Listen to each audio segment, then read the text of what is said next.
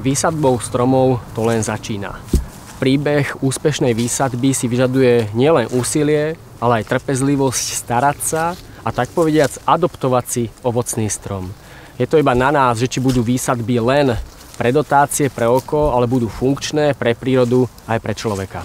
Ovocný strom je veľmi atraktívny pre zver akúkoľvek, ktorá rada obhríza konáriky, kôru a preto si vyžaduje pevnú zváranú sieť, ktorá sa nie tak ľahko premačkne ako uzlové pletivo alebo zajačie pletivo, ktoré sú nedostatočné pre ochránenie pred jeleniou alebo vyššou zverou a preto je vhodné použiť pevnú sieť, ktorá bude slúžiť minimálne 10, niekedy aj 15 rokov ako ochrana proti ohrízaniu. Súčasťou kvalitnej výsadby je aj mulčovanie organickou hmotou v dostatočnom množstve. Čím sme v suššom regióne, tým musíme mulčovanie viackrát zopakovať, napríklad aj prvé 3, ideálne 5 aj 7 rokov, kedy používame organickú hmotu ako je listnatá štiepka, slama, seno, hnoj, ktoré ukladáme pod korunu stromu, ale nie každý rok ku kmienku, ale ako strom rastie, tak aj vzdialenosť rastie od kmienku. Nemulčujeme v tvare sopky, ale mulčujeme v tvare šišky.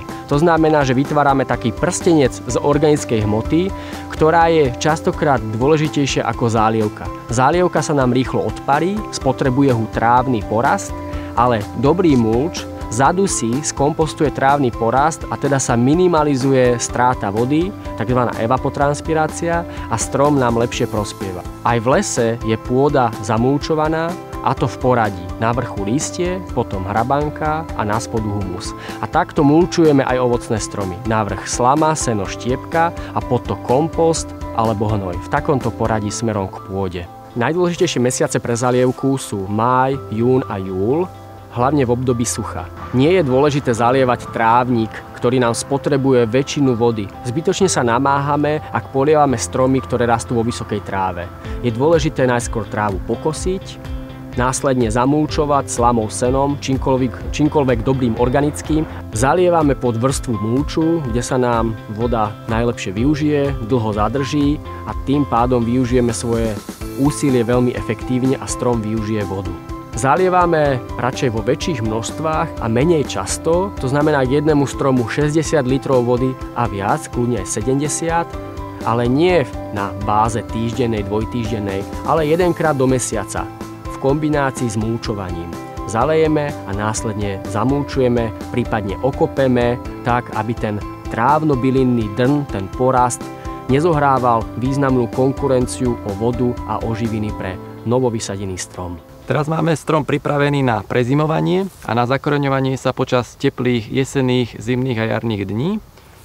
A už nám len ostáva potom na jar zastrihnúť korunku.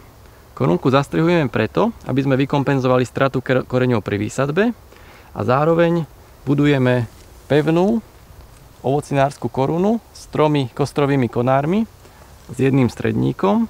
Najvhodnejší termín na jarný alebo povýsadbový rez je od polovičky februára, ideálne v marci, v severných oblastiach do polovice apríla. Ak sa ku stromu ale nedokážeme dostať v jarnom období, tak lepšie je zastrihnúť strom na jeseň ako nikdy, lebo stromy bez povýsadbového rezu môžu predčasne rýchlo zostarnúť, môžu zababčieť a nemusia prežiť